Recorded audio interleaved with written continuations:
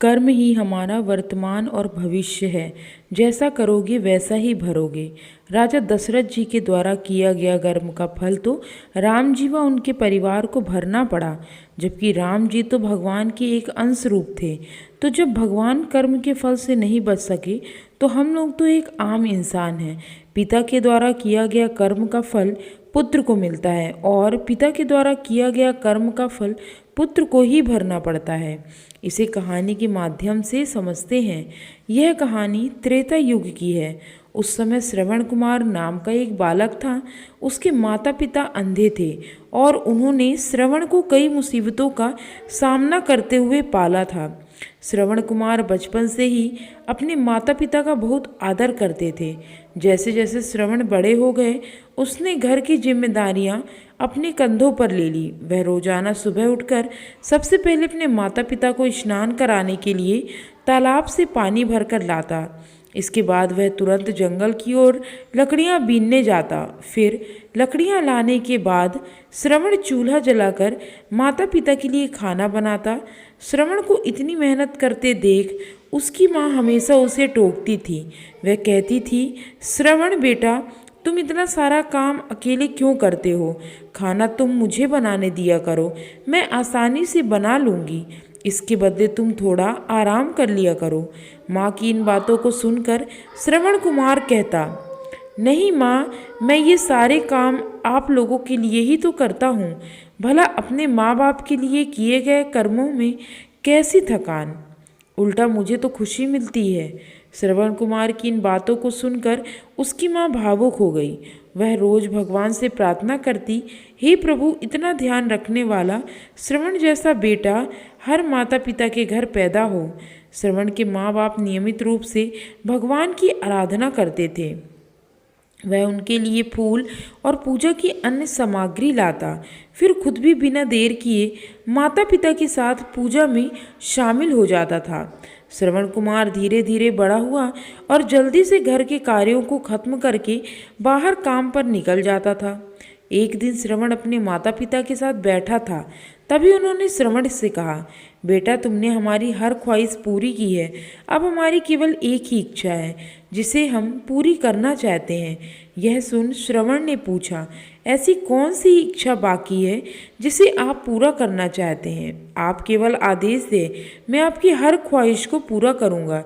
इस पर श्रवण के पिता ने कहा, बेटा, अब हम बूढ़े हो चुके हैं और हम चाहते हैं कि मरने से पहले तीर्थ यात्रा के लिए जाएं। भगवान के शरण में जाकर हमें सुकून की प्राप्ति होगी। अपने माँ बाप की बात सुनकर श्रवण कुमार सोचने लग गया कि वह उनकी इस इच्छा को कैसे पूरा करेगा। उस समय बस और ट्रेन की सुविधा नहीं थी, साथ ही उसके माता पिता देख भी नहीं सकते थे। ऐसे में उन्हें तीर्थ यात्रा कराना भला कैसे संभव होता था। तभी श्रवण कुमार को एक तरकीब सूझी। वह तुरंत बाहर गया और वहां से दो बड़ी बड़ी टोकरी लेकर आया।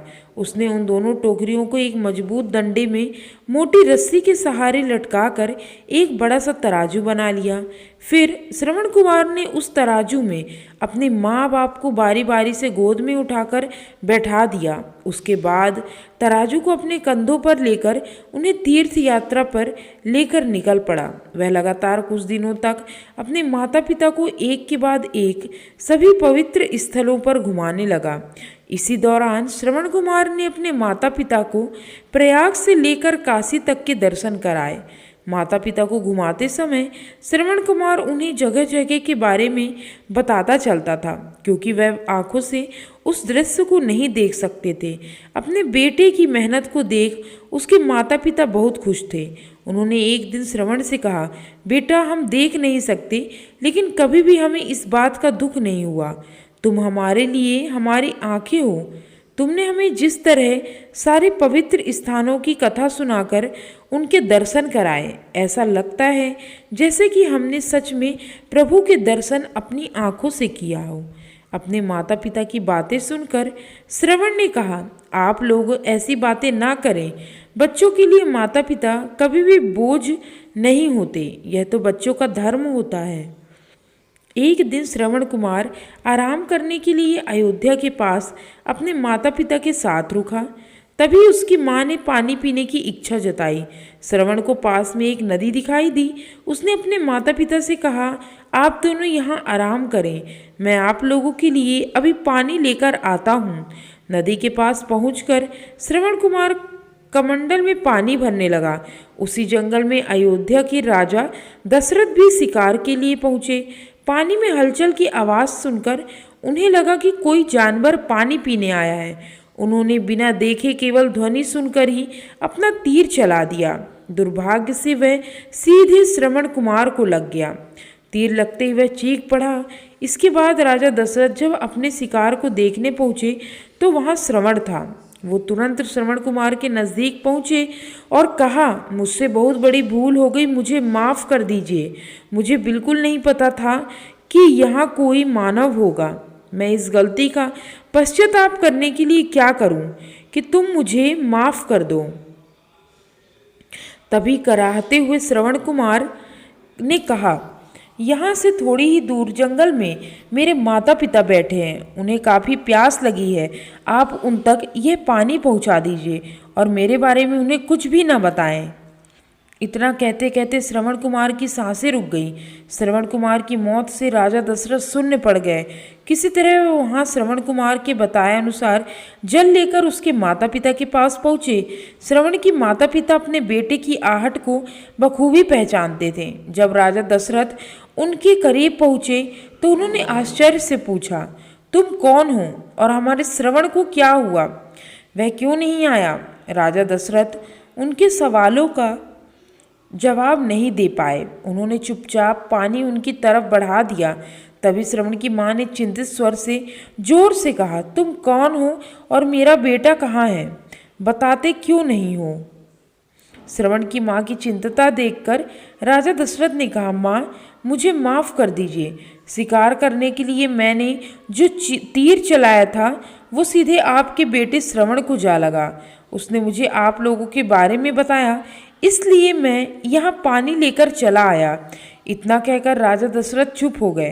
राजा दशरथ की बात सुनकर श्रवण की माँ जोर जोर से रोने लगी। उन दोनों ने अपने बेटे की मौत के गम में राजा दशरथ के लाए हुए पानी को हाथ तक नहीं लगाया। श्रवण के पिता ने तभी राजा दशरथ को पुत्र वियोग का श्राप दे दिया।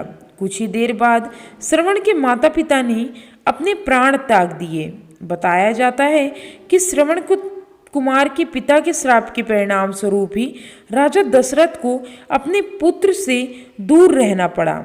राजा दशरथ के इस श्राप को पूरा करने के लिए ही भगवान राम को 14 वर्ष का वनवास हुआ, जिसका माध्यम दशरथ की पत्नी कैकेयी बनी। श्रवण के पिता की तरह राजा दशरथ भी अपने बेटे से दूरी को बर्दाश्त नहीं कर पाए और उन्होंने अपने प्राण त्याग दिए।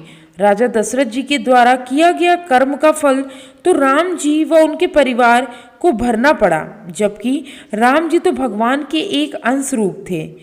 तो जब भगवान कर्म के फल से नहीं बच सके तो हम सब लोग एक आम इंसान हैं।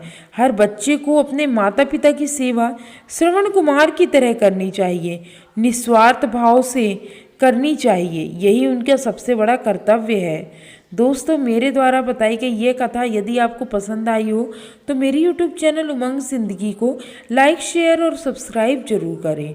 जय श्री राम।